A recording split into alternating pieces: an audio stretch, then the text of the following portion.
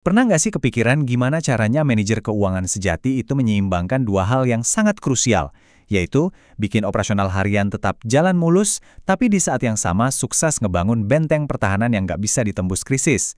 Nah, di bedah materi kita kali ini, kita bakal kupas tuntas cara ambil keputusan strategis dari dua sisi tersebut. Langsung aja kita mulai. Ini nih pertanyaan yang sering banget bikin para manajer keuangan overthinking sampai nggak bisa tidur. Gimana coba caranya perusahaan Anda bisa survive kalau tiba-tiba arus kas anjlok drastis pas krisis? Karena ya, bertahan hidup di dunia nyata itu bukan cuma soal pamer laba gede di atas kertas kan? Ini murni soal seberapa tangguh manajemen modal kerja dan struktur utang yang Anda pegang.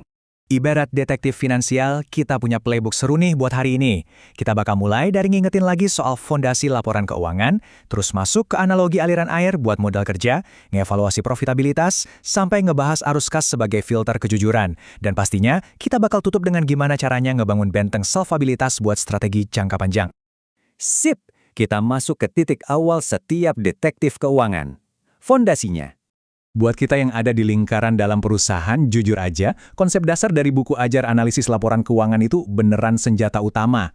Ini bukan cuma basic knowledge buat investor pemula di pasar modal aja loh, tapi ini bener-bener ilmu wajib buat manajer veteran kayak Anda, buat terus ngecek detak jantung operasional harian perusahaan dari angka-angka yang ada. Dan semuanya bermula di sini, modal kerja. Secara teknis sih gampang ya, aktiva lancar dikurangin utang lancar. Tapi kalau pakai bahasa lapangan, ini tuh nyawanya bisnis. Ini dana segar yang harus selalu standby buat bayarin operasi sehari-hari. Bayangin aja kalau modal kerja ini sampai kering, wah, kelangsungan hidup bisnis bisa langsung terancam saat itu juga. Sekarang, coba kita bayangin modal kerja ini kayak aliran air yang mengalir setiap hari. Gini, ngelola likuiditas itu persis banget kayak kita lagi jaga aliran air di dalam pipa. Awalnya kas dipompa buat beli persediaan barang. Begitu barangnya laku terjual, dia berubah wujud jadi piutang. Dan akhirnya ditagih lagi, balik jadi kas seger. Nah, logika simpelnya, kalau pipanya sampai beku gara-gara barang numpuk nggak laku atau bocor karena piutang pada macet, ya aliran air harian otomatis berhenti. Bisnis kita bakal mati kehausan. Terus gimana dong langkah konkret buat optimasinya? Pertama, pastinya hitung dulu modal kerja kotor dan bersih perusahaan. Kedua, pantau ketat seberapa cepat perputaran kas, piutang, dan persediaan itu terjadi. Ketiga, kita harus pinter-pinter manfaatin siklus bisnis. Misalnya nih, borong bahan baku pas harga lagi anjlok. Dan yang paling penting, selalu siapin mitigasi buat risiko harga aset jangka pendek yang tiba-tiba turun. Karena itu bisa banget menggerus modal kita dalam sekejap. Oke, aliran airnya udah lancar. Sekarang saatnya kita ukur, seberapa bagus sih hasilnya? Karena ya, sekedar ngatur air biar terus mengalir tuh nggak cukup. Pertanyaannya, seberapa efisien air itu bisa mencetak kekayaan nyata buat perusahaan? Disinilah rasio profitabilitas dan analisis titik impas ambil peran penting. Analisis titik impas itu ngasih tahu kita kapan investasi yang dikeluarin mulai benar-benar ngasilin untung. Jadi bisa dibilang, ini adalah alat perencanaan tujuan bisnis jangka panjang yang ngebuktiin seberapa efisien sebenarnya model bisnis kita. Coba kita bedah sedikit metriknya ya. Laba kotor itu nunjukin seberapa jago kita efisiensi di level produksi.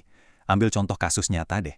Ada pabrik manufaktur yang keliru banget menunda pembelian bahan baku pas harga komoditas global lagi melesat naik. Wah, itu margin kotornya pasti langsung hancur lebur. Di sisi lain, laba operasional ngukur seberapa sehat core bisnis kita. Perusahaan yang beneran tangguh pasti punya operating leverage yang oke, di mana mereka jago menekan biaya operasional harian pas krisis untuk tetap bisa dongkrak profitabilitas. Lanjut ke bagian yang super krusial, arus kas, sang filter kejujuran. Hati-hati, ini sering banget jadi jebakan Batman di laporan keuangan. Laba bersih akrual tuh kadang kelihatan manis banget di atas kertas, padahal gampang diakalin. Tapi coba lihat pasangannya, arus kas operasional. Ini uang beneran yang masuk ke rekening bank. Kalau laba bersih perusahaan tinggi menjulang, tapi arus kas operasionalnya minus melulu, nah loh, itu red flag parah. Artinya, kita cuma kelihatan untung di kertas, tapi kenyataannya gagal menagih duit dari pelanggan. Makanya, nggak heran kalau laporan arus kas itu sering disebut sebagai filter kejujuran. Kenapa? Karena dia menyingkirkan semua makeup akuntansi. Kadang fluktuasi arus kas kayak utang dalam dolar atau biaya impor bahan baku tuh bikin laba rugi kelihatan kacau cuma gara-gara selisih kurs. Nah, arus kas membuang semua distorsi itu dan nampilin kebenaran paling mentah soal seberapa stabil sebenarnya modal bisnis Anda. Dari urusan aliran harian, sekarang kita geser fokus ke pertahanan jangka panjang, benteng solvabilitas. Kita harus pintar membedakan dua senjata pertahanan ini. Rasio likuiditas itu ibarat jaga aliran air harian tadi, buat mastiin aset kita cukup buat bayar utang beberapa bulan ke depan. Tapi, rasio solvabilitas itu lebih ke membangun benteng batu bata raksasa untuk jangka panjang, dengan cara membandingkan total utang sama ekuitas kita. Gampangnya gini, likuiditas bikin kita bisa tetap buka toko besok pagi, tapi solvabilitaslah yang bakal nyelamatin kita dari jurang kebangkrutan pas badai krisis ekonomi menghantam bertahun-tahun kemudian. Dan tolong perhatiin banget batas psikologis angka 1,0 ini. Buat likuiditas, current ratio di atas 1,0 itu artinya napas kita aman secara jangka pendek. Nah, kalau buat solvabilitas, batas amannya justru debt to equity ratio yang harus di bawah 1,0. Begitu beban utang lewat dari batas ini dan dibiarin nggak terkendali, siap-siap aja kreditor bakal panik dan perusahaan kita beresiko masuk blacklist pinjaman bank. Ngeri kan? Sebagai detektif finansial yang jeli, kita wajib waspada sama jebakan value trap. Neraca tuh bisa aja kelihatan sehat di permukaan, tapi siapa sangka ternyata ada utang raksasa yang disembunyikan di catatan atas laporan keuangan, atau ada skema pendanaan aneh di luar neraca. Waspada banget kalau utang jangka pendek udah jauh melewati kas yang ada di tangan.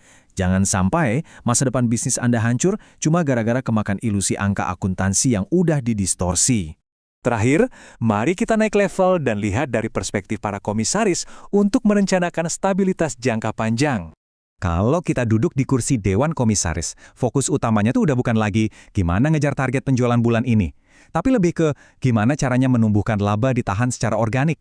Tugas utama mereka itu memastikan kalau keringat dari operasional harian benar-benar terakumulasi jadi kekayaan nyata, tanpa harus terus-menerus menerbitkan saham baru.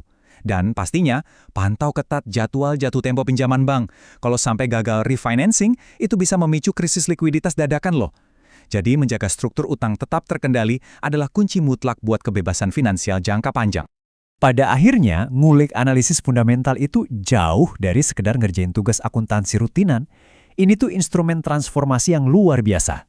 Kita mengubah data-data mentah jadi sebuah benteng super kokoh yang melindungi nyawa perusahaan di masa depan, tapi di saat yang sama tetap memastikan aliran air operasional hariannya mengalir lancar jaya. Tanpa ada harmoni dari dua hal ini, percaya deh perusahaan nggak bakal bisa bertahan lama di tengah gempuran krisis. Jadi, sebagai penutup bedah materi kita kali ini, coba deh sambil renungkan kondisi di perusahaan Anda sendiri hari ini. Apakah kesibukan operasional harian Anda itu benar-benar lagi membangun sebuah benteng finansial yang tahan banting buat masa depan? Atau jangan-jangan Anda cuma lagi ngos-ngosan nyoba bikin airnya tetap mengalir untuk hari ini aja? Pikirkan baik-baik. Terima kasih udah dengerin, dan sampai jumpa di bedah materi seru kita selanjutnya.